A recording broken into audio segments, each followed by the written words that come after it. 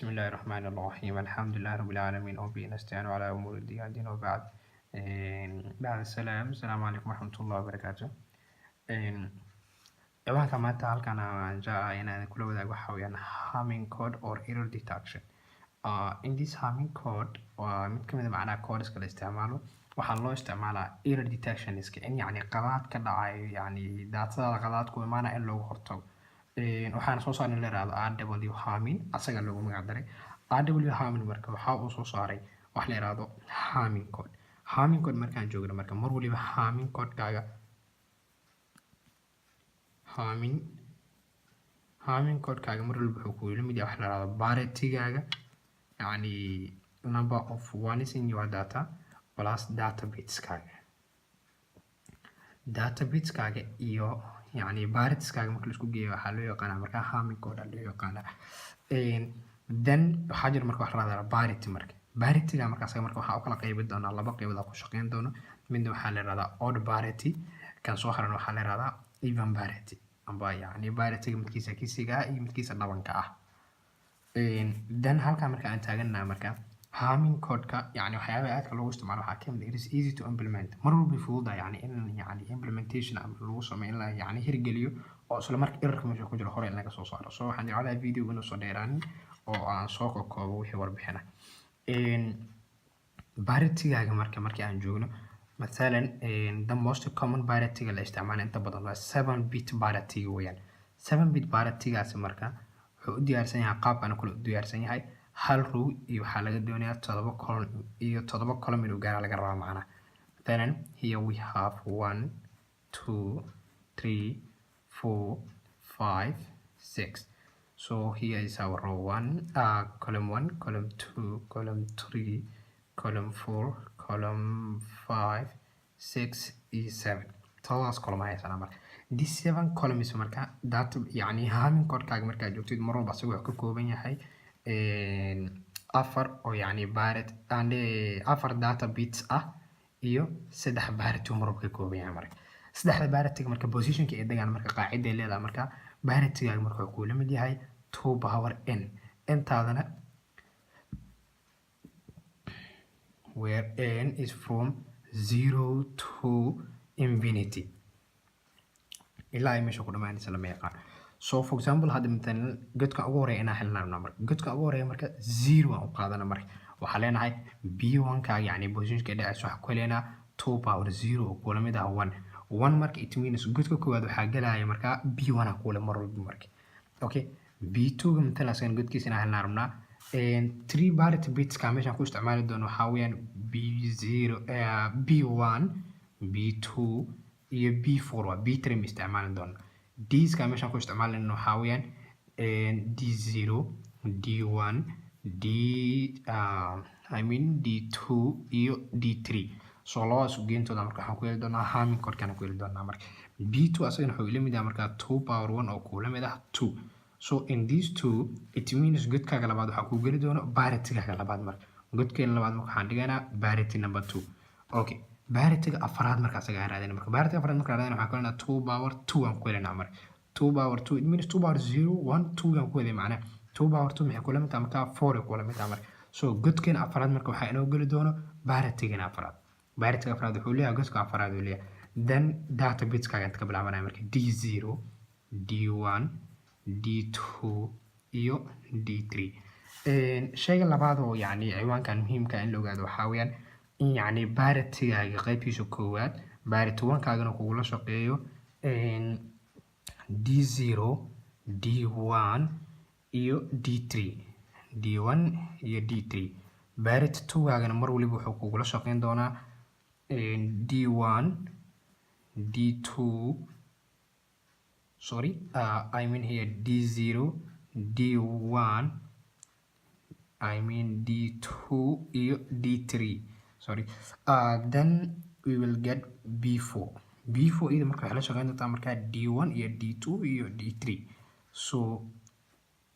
D3 so we have these three expressions saddexdan expression marka waxa soo saar ninka la yiraahdo RW harming marka saddexdan yani wuxuu dhahay B1 taad waxay ku xiran tahay D0 iyo D1 iyo D3 D2 dan waxay ku xiran tahay D0 D2 iyo D3 D4 tan waxay ku xiran tahay D1 D2 iyo D3 ay ku xiran tahay marka for example we have one example like 1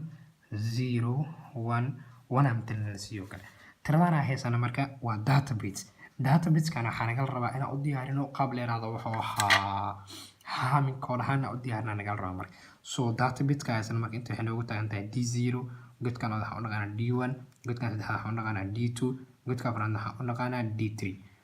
so B1 marka yani information la siiyo waxaa kaloo idan noola jiro in yani aan ku shaqeynayno even parity inaan ku shaqeynayno even parity because horay yani anaga parity waxaa usoo kala qeybinay laba qeybood waa even parity iyo odd parity even parity inaan ku shaqeynayno wala maanta marka even parity markaan ku shaqeynayno it means yani tiradaada haddii even number ay tahay waxba kale inaa ku darsan u baahnid b-daada 0 ku noqoni haddii yani tirada kuu soo baxday ee tira kisi ay noqotana b-daada 1 ku daray 1 markaa ku darto kisi walba marka 1 lagu daro dhaban noqdaa soo ma marka dhaban walba 1 lagu darana kisi oo noqdaa so sidaas ku bedelay marka even parity for example let's get b1 oo kale intana aan b1 marka anaga marka sharciga noo degana muxuu waa b1 in lagu helo d0 d1 iyo d3 d0 da maanta meeqa ku leegtahay marka d0 da waxa weeyaan 1 d0 da waxa weeyaan 1 okay d1 teeda meeqa haystadana d1 waxa haysanaa iyadana sidoo kale 1 ayaa haysanaa marka okay d3 iyadana meeqa haysanaa d3 iyadana waxa haysanaa 1 kala haysanaa marka so tirada inoo soo baxda even means odd way tirada inoo soo baxda waa odd number way maadaama oo inoo soo baxay odd number waa in yani b1 kana u qaadano 1 why 1 ugu qaadanayna inuu even number soo baxaa naga rabaa because even parity ku shaqeynayna anaga b1 tan marka waxay la mid tahay marka 1 ayay noo la mid tahay marka b2 idan martana soo saarno kale b2 idan waxay ku la mid yahay d0 d2 iyo d3 d0 dan anaga maanta waa meeqa marka waa 1 d0 dan waa meeqa waa 1 okay d2 dan idan waa meeqa d2 idan waxa haysanaa 0 waa haysanaa so we have to put here 0 d3 idan meeqa haysanaa waxaanu haysanaa 1 ayaa haysanaa halkan 1 noo dhig marka so maxaa inoogu soo baxay marka 1 iyo 1 waa even way يعني ترى طبعا ايغا سو بخا طبعا مادام ايغا سو بخا انا wax ku daran u baahni b2 deeda marka waxay noqonaysaa 0 ee noqonaysaa to haday sababta wanka ugu darno waxay ahayd waxa inoo soo baxday 1 + 1 + 1 3 waa 3 dan odd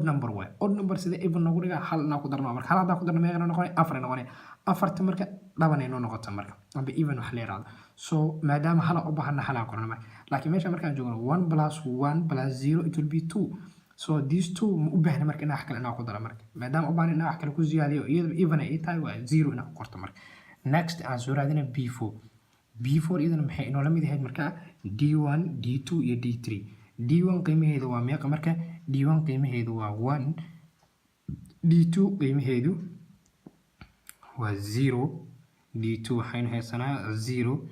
d3 iyadana meeqa haysanaa yani godka saddexaad waxa waa d3 waa soo meel d3 daas inuu haysanaa marka 1 haysanaa marka 1 ka haysan it means waxay inoo sheegay marka 101 it means waxba tira kale anaga ma u baahnin waxa inoo soo baxaysa 0 inoo soo baxaysa because these two numbers are even anaga waxa ku shaqeynaa even parity ku shaqeynaa marka sorry even ina qoramiya even parity ku shaqeynaa even parity even ina qoraya so before tan waxay kulantaa marka 101 oo kulamada 0 marka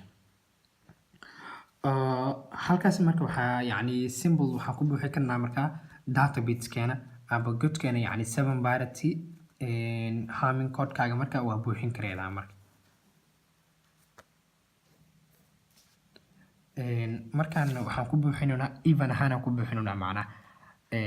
even ahaan maadaama ku buuxinayno one more time waxaan isku dayan doonaa inaan ku buuxino oo dhaxaan b1 1 2 3 this will be 4 this will be 5 this will be 6 and this will be 7 so halka waxaynu la mid tahay b1 table kana soo xifdina soo meen b1 b2 d0 then waxaynu xogo markaa b4 then d1 then d2 then d3 okay daatana la siiyay marka d0 then waa anaga waa meeqa marka d0 then waa 0 godka marka waxaan gelinaynaa 0 waa gelinaynaa marka d1 then waa meeqa waa 1 d1 booskeeda aaway waa kana sooma d1 asaga marka waxaan gelinaa markaa maxaa haysanaa 1 haysanaa so 1 inoo geli asaga marka okay d2 asagana meeqa haysanaa 0 d2 godkiis maxaa gelinaa markaa 0 aan gelinaa marka d3 asagana maxaa haysanaa sidaas oo kale d3 waxaa inoo soo baxay inuu tahay 1 ayaa given inoo ahayd so 1 intan oo qor marka so data bitska inuu noo diyaarsan yahay saddexda parity bitna waan soo xisaabin b1 meeqa soo helnay 1 aan soo helnay halkan waxaan gashanaynaa 1 aan gashanaynaa marka b2 maxaa soo helnay 0 waan soo helnay so b2 dan waxay noo lamid tahay sidoo kale 0 b3 idan maxaa b4 idan maxaa soo helnay 0 waan soo helnay so halka idan waxaan gashanaynaa 0 aan gashanaynaa marka so this is our yani 7 bit harming code kan inoo diyaarsan yahay marka qaabkan u diyaarsan yahay marka this laakiin waxaa ku soo saarnay even parity ahaan ku soo saarnay so si roughly hal mar marka u sameeyno waxa la yiraahdo odd parity aan isticmaalno odd parity marka isticmaalno this will be 1 1 1 inoo soo baxay Soomaa 1 1 maadaama inoo soo baxday odd parity anaga rabnay waxba tar kale u baahnin 1 ka ka dilna 0 inoo noqonaa macnaha okay 1 iyo 0 meeqa waa even y odd si aan ugu dhignaa asagana maxaa inoo noqonaa wuxuu isku bedelaa 1 iyo 1 maadaama inoo yani inoo soo baxday even number si aan odd number ugu dhigno waa inaan ku darnaa 1 inaan ku darnaa waa okay good ku xogaa dareema 1 1 inoo soo baxay 1 1 maadaama inoo soo baxay waa even parity odd na ka dhignaa rabnaa sida odd ugu dhigi karnaa waxa odd ugu dhigi karnaa anagoo isticmaalana 1 so saddexdan jawaab ugu dambaysa markii inoo soo bixayso waa markaa ku shaqeynayno odd parity waa markaa ku shaqeynayno odd parity okay saddexda ugu horeysan goormayna soo baxday saddexdan waxay inoo soo bixi waa markaa ku shaqeynayno even parity markaa ku shaqeynayno marka so odd parity gan marka hadhowta haddii yani data lagu soo data odd parity ku shaqeey b1 iyo b2 iyo b3 waxaa ku bedelinaya markaas 0 this will be 0 this will be 1 and this will be 1 qaabkaas aan u shaqeyn doonaa marka okay then marka ciwaanka inoogu xigo waxaa weeyaan error detection sidee loo ogaadaa in yani harming codekaaga error inuu ka dhex dhacay error markii uu dhaca marka qaabka errorka loo ogaanayo iyo sida loo soo saarayo iyo sida error correction waxa la yiraahdo ama errorka loo saxayo فيديو كحوجة كده إن شاء الله تعالى هذا ما سنتين السلام عليكم ورحمة الله وبركاته